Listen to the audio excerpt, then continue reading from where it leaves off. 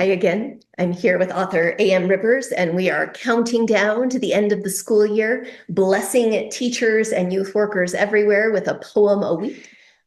These days, the teaching life is harder than ever, as many feel that our whole profession is under attack, and our neighbors are under attack, and our students are under attack, especially our immigrant students.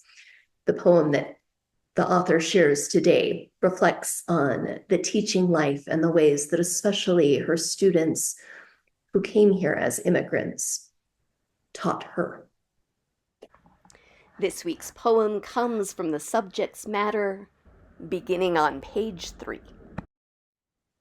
Today, a truck on I-10 crashed. The cargo melted into the desert. They have learned the art of disappearing. But they will try again in 2s and 3s, in dozens, in thousands. They hear the sound of America. The self-appointed border patrols, Los Vigilantes, snowbirds in their RVs, whose ancestors spoke German and Swedish and crossed oceans in tattered clothes, need to adjust their hearing aids. The yakking pundits and politicians, snake oil salesmen and Louis Vuitton blazers, whose ancestors spoke Italian and Yiddish and German, need to adjust their teleprompters. Listen. Each of us locked away in the comfort of our home, knowing that no one will come beating on our door, knowing that our children will not be tortured, taking for granted the time and place and circumstances of our birth that entitles us to rights others will never have. Listen. Each of us behind the comfort of our computer, our phone, our bank account, our car, our clean clothes, our soft bed, our quiet living room, our full refrigerator, our platitudes and posturing. Don't you hear it? Why don't you hear it? Noisy, clanging, weeping, yelling, muttering, laughing, singing, whispering, fighting, praying. It cannot be muted. It is not a place or a place in time. It is the hope that all people are created equal. It is moving, moving, moving, moving, moving, moving. It cannot be muted because it is inside every living person. Like ants, we crawl over the earth, scanning the horizon, searching, searching, searching, searching for safety, for food, for shelter. It is the hum of rivers and feet and trains, trucks and airplanes. It is the hum of songs and stories, prayers and arguments. Listen. My very first class was a group of Vietnamese, Hmong, and Cambodians. In the halls, they had mastered the art of disappearing. They were invisible in the halls, silently bewildered in their classes.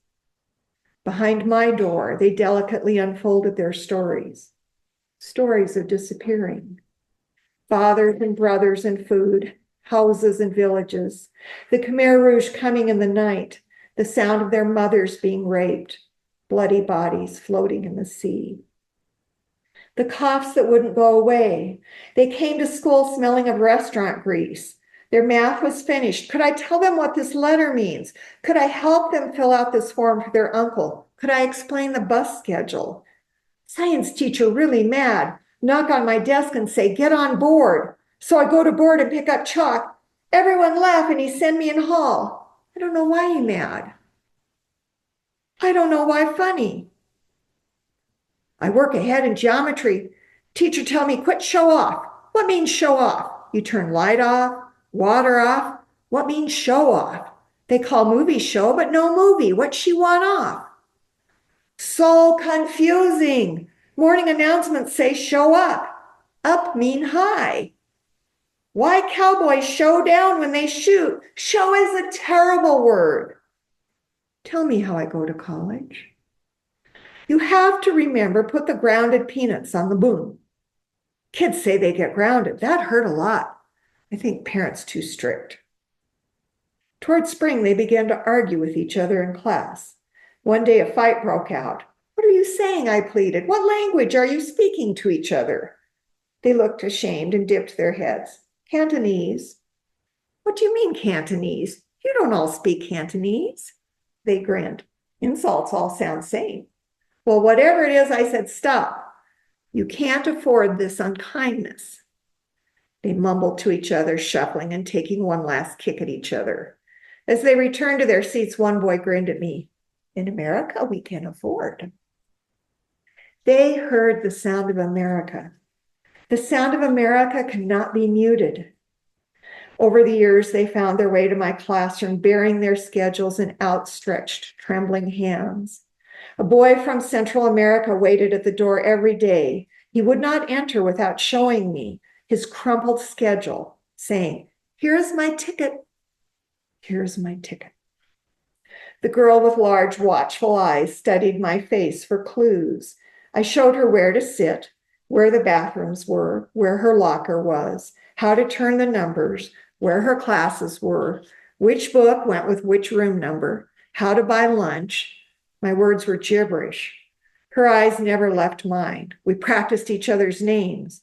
I showed her where the bathroom was. I waved my arm and the bathroom passed and ran down the hall in exaggerated gestures. She finally smiled at my antics, and we began to laugh. She looked at the floor and tears spilled onto her worn shoes. I put her to work drawing pictures. The tension left her face as she settled into remembering. Soon her art was filled with labels: father, mother, brother, village. I saw the frustration rise as she erased and tried again to place the streets just so on the paper. How can 20 words describe a world left behind? She ate lunch every day alone, her thin shoulders hunched against the tide of noise, the careless words, the laughter and litter. One day she told me in halting words that her father had found work at McDonald's. "We are Hindu. We do not eat meat. The smell is very bad." She told me how her mother waited at home. Her mother was afraid to come to school. Her mother was afraid to go to the store. Come spring, she asked for more homework. "I study 4 hours a night, no TV." "TV will help you learn English," I responded. Her voice became stronger. "No TV, education." She was surprised at the sound of her own voice, at the sound of arguing with her teacher. She heard the sound of America. The sound of America cannot be muted. The first day of school, he was waiting at the classroom door at 7. He was wearing a suit and tie. He reached out to shake my hand. "How do you do? God bless America. Thank you to your president." He was 14 years old, and I thought that his sagging, bragging, dragging classmates would tease him. But he was stronger than all of us. Refined by 10 years in a Syrian refugee camp, his sheer enthusiasm infected all of us. He always said, "Yes, I understand," which was problematic in math, but he got along in English class. He carried the daily paper, watched Al Jazeera at home. I brought him some clothes from the clothing bank. He fingered the khakis and polo shirts and shook his head. "Oh no, I wear suit and tie from Catholic Social Service. School is very important." In homeroom, we watched Channel 1, the invasion of Iraq. Arguments ran hot. I could not tell how much he understood of his classmates' parent-informed positions. But he understood that we had eaten breakfast, driven our SUVs to school. Whenever a classmate asked him what he thought, he'd say, "God bless America. Thank you to your president." Then one day we watched the toppling of Saddam's statue. We held our breath and turned to him. He understood the moment. He stood and walked to the podium. He straightened his tie and looked at each of us, cleared his throat. "Would Saddam take my family away, he put a black flag over their heads, beat them and kill them. Now American flag is on Saddam's head." He nodded and smiled and sat down. We heard the sound of America. The sound of America cannot be muted. Don't you hear it? Listen.